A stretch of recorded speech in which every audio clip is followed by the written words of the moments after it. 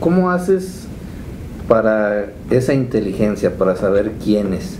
Es decir, ¿podías confiar en los custodios o fuiste trayendo gente de tu confianza? Fuimos trayendo gente de nuestra confianza, y no porque desconfiaras de ellos, simplemente yo creo que había dos tipos, o hay dos tipos de corrupción en cualquier institución de seguridad pública. La primera, que yo creo que es la menor, por lo menos en el caso de los sistemas penitenciarios, es corrupción por dinero. Creo que es la menor. La segunda es por amenazas. Yo vi caer muchos compañeros de nosotros, oficiales, directores, comandantes, un comandante con 6 escoltas, que los ejecutaron, ¿sí?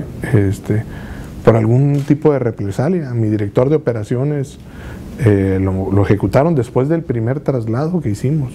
¿Y cómo lo fuimos haciendo? Pues fuimos metiendo gente, fuimos buscando entre la misma población penitenciaria, gente que nos pudiera dar información valiosa y que fuera real.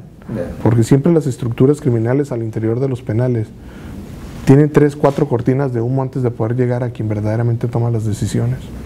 Y fue en ese sentido que fuimos incorporando gente que nos permitió ir haciendo movimientos estratégicos en directores, en comandantes, en subcomandantes, pura gente de fuera, gente que llegó a vivir dentro de las instituciones penitenciarias, gente que duraba hasta 45, 60 días sin ir a sus casas, ¿sí? Y se iban de franco 15 días por lo regular. Y fue así como empezamos a tener esta información y a hacer muy robusta la parte de inteligencia penitenciaria, ¿no? Que teníamos al interior. Trajimos alrededor de 150 personas y de repente decían que las oficinas se habían convertido en hoteles. Sí, es cierto, sí se habían convertido en hoteles porque era gente que estaba viviendo al interior de los penales. De repente había medios de comunicación que por falta de conocimiento, creo yo, nos criticaron porque les hicimos una palapa en el exterior del penal, pero dentro del perímetro del complejo, a la gente que llegó a vivir ahí, porque ellos no salían. Claro. Su único lugar de esparcimiento era irse a ese lugar. Y de repente decían, no, es que arman fiestas. No, no arman fiestas, pues los pobres cuates tienen 45 días aquí, pues yo creo que podemos hacerles una carne asada, ¿no? Claro. ¿Era de corte militar esa gente? Sí, esa gente traía toda preparación militar. Había desde gente que había sido gafe en el ejército, en la marina, y gente que traía alguna preparación ya como militar. Toda.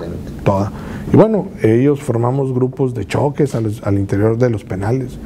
Y de choques te digo porque en un principio, todo 2011, te puedo decir, hubo que traer gente armada al interior de los penales. Pues sí, bueno, ¿y por qué? Si es una regla básica que no puede haber, claro, no, pues nomás porque les hemos decomisado más de 400 armas a los internos. Hoy yo te puedo garantizar que los penales del Estado están libres de armas, ¿sí? 400 armas, más de 13,000 cartuchos útiles, entre ellos cartuchos rompeblindaje. 32 granadas de fragmentación. Y me preguntaba un compañero tuyo que si con ese arsenal se podían ir los internos. Le digo, no, pues no se van porque no quieren.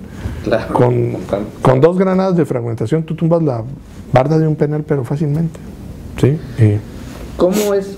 ¿Podrías contarme alguna anécdota precisamente de cómo encontraban las armas? Es decir, cómo, ya con esa inteligencia, cómo daban con las armas. Me decías, por ejemplo, me comentabas antes de la entrevista que incluso en los muros es donde las tenían, ¿no? Sí, mira, nosotros generábamos operativos de búsqueda y fuimos especializando mucho a la gente, a estos grupos de reacción. Lo fuimos especializando junto con el equipo de K9 para detectar armas, para detectar droga. Hay perros ahorita que alcanzan a detectar hasta los chips o los teléfonos celulares. Bueno. Tenemos un perro que lo hace. Dinero. Hubo que contratar y comprar equipo que nos permitía revisar. Fue en el penal de Ciudad Juárez, que fue donde hicimos el mayor decomiso de armas, alrededor de 150. Cuando pasó a ser del Estado, ese era un centro municipal y por muchos años fue considerado el penal más violento de América Latina, ¿sí? Nosotros lo tomamos a raíz de aquella masacre que hubo en 2011, por allá junio, julio de 2011, donde ejecutan a 17 hombres y una mujer en el interior de un cuarto del Cerezo Varonil de Ciudad Juárez, el Cerezo Municipal de Juárez. Tomamos ese centro como Estado, lo metimos en control. Al mes hacemos un decomiso importantísimo, 150 armas, el más grande decomiso que ha habido en América Latina de armas, entre ellas alrededor de 24 o 25 granadas de fragmentación. Cuando hacemos esta revisión, nosotros teníamos ya en ese momento equipos que nos permitían detectar cavidades, ese equipo que se usa en la minería para detectar cavidades y que no lo calibraron para poder buscar huecos en los muros. Hubo que destruir paredes completas para poder sacar armas de adentro de las paredes. Y que bueno, obviamente el interno sabía exactamente en dónde estaba y no le costaba más que 3, 4 marrazos llegar, tumbar el pedazo de pared y sacar el arma, porque las tenían como bien empaquetadas para que no les pasara nada, ¿sí? Abajo de canchas deportivas, por ejemplo, abajo de una cancha de básquetbol, en uno de los módulos sacamos 9 granadas de fragmentación.